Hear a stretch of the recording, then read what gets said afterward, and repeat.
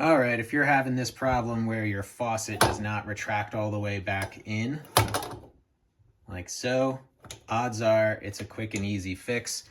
Now, every retractable faucet has a counterweight down here.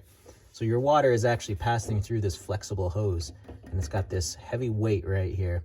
And you can adjust this. You're gonna wanna move this up on, so you can see it's down at the bottom of this, the U right here, it is slid down. So we just need to move it up the hose a little bit. Mine has a nut here that you can finger loosen and tighten, which is nice. So I'm just gonna slide mine up the hose a couple inches. Tighten it back down. You might have screws holding yours down that you would have to use a screwdriver to loosen up, but this one's just a hand tighten and loosen. So now we'll come back up here. And if we try this again, oh, so I have put it on the wrong side. So you can see it's even worse now.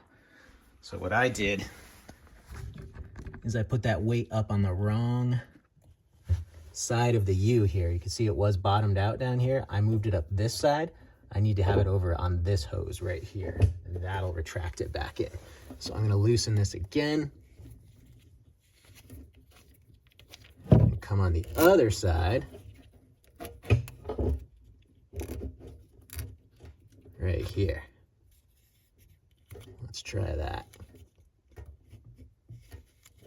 Now you don't wanna go up too high because that'll shorten the length of your faucet that you can pull it out and move it around. So you don't want to go up too high. This is kind of just low enough that it's not bottoming out at the bottom of the U here, but it'll give us that weight. So now let's go check that out. Pull this down, let it go. There we go. Now it is going all the way back up.